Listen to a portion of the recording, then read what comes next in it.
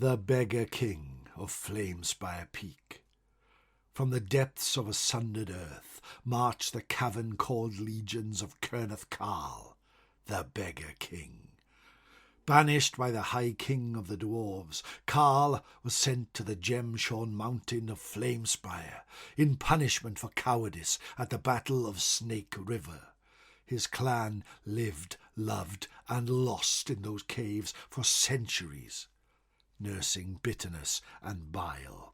No matter how deep they delved or how much they mined, they found no gold or gems. In the dark depths of a wild winter, they began to trade with the goblin tribes that occupied the steep steps surrounding the mountains. And despite generations of enmity, the need for survival and growth brought about an alliance that allowed both species to prosper. The legend of the Beggar King was born. Still the poorest of all the dwarf lords, Kerneth Carl is now their greatest foe. His armies have grown, attracting creatures from the lands surrounding his sundered hold.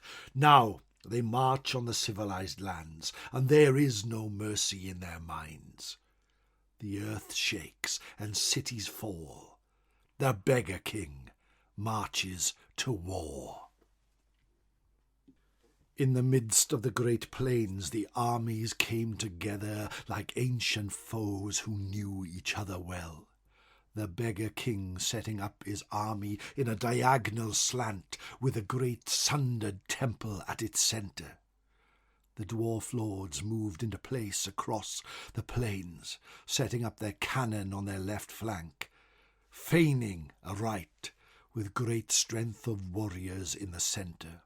Horns sounded, drums beat, and feet were blasting along the floor as both armies met in the middle in a titanic clash. The great flamed giant of the Beggar King, shot at and fired at by guns and cannons aplenty, carried on marching forward.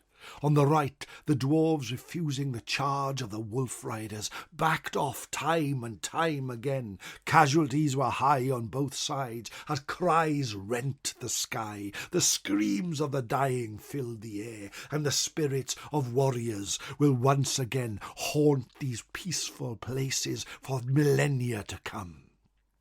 Finally, both sides looked spent. All punches were thrown. All swords were blunted by the clash on armour. Spells had rent the air for the entirety of many hours.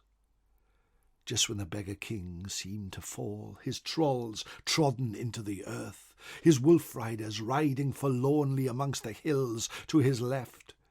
But only the stalwart warriors of his loyal dwarves still doing battle in the centre. Suddenly, a cry went out that the dwarf lord facing him had fallen. Many of the dwarves looked unsteady. Holding their guns and spears aloft, they started to shift backwards. The Beggar King's chariot crashed into a unit of dwarves, sending them flying to the heavens. But still, things looked bleak, until finally the dwarf lord that faced him was wounded in a titanic battle with the warriors of the Beggar King and had to flee the field. Their wizard, someone who had brought down the flame-haired giant earlier through a barrage of sundered spells, took it upon themselves to charge into battle with the Beggar King. This, my friends, was a mistake. Slain on the spot, his head hafted on a spear.